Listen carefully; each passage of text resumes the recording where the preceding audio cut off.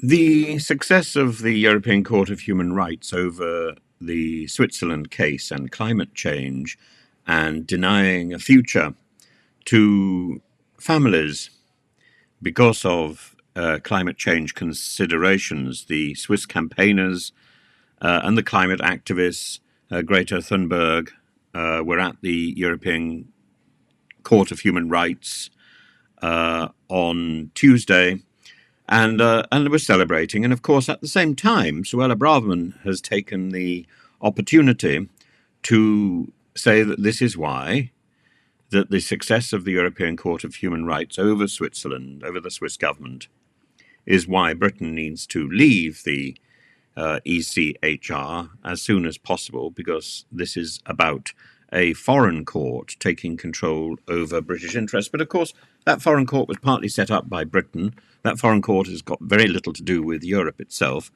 That foreign court, leaving that foreign court, would put us in the same rank as Russia and Belarus. You know, good bedfellows, if that's what you want.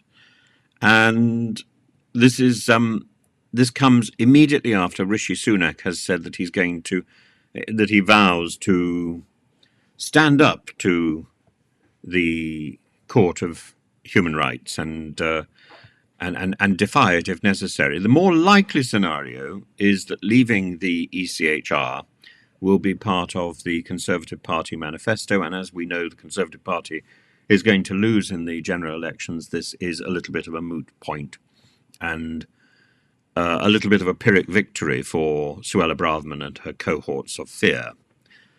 But that is the reality. She believes that defying the ECHR will see people sent to Rwanda, a token plane take off, and this will act as a deterrent. But it's already there as a proto piece in the statute books. It's already there. She's already got her 2 laws which make it illegal for people to come to Britain by illegal routes, overturning international law already. Indeed, I'm quite surprised that the ECHR hasn't questioned those 2 laws themselves, but maybe they haven't they haven't got into the courts yet. Maybe there haven't been serious challenges to that legislation yet. But if it acts as a deterrent, then please explain to me why there are 5,517 asylum seekers, migrants crossing the Channel this year already, exceeding all previous years. If such a deterrent is already on the statute books, why is it not working? It isn't working because deterrents like this do not work.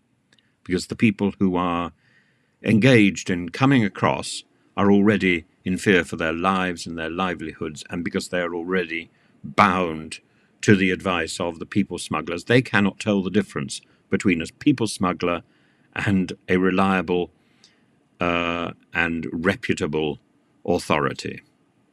I'm saying this with a certain amount of conviction, because I came across people smugglers, I came across traffickers about 20 years ago, and the way they talked, I couldn't tell whether they were people smugglers or whether they were the reliable authority. All I knew is that the advice they were giving seemed extremely odd, and they spoke with certainty. They had offices, and people were queuing outside the door for their advice and their help.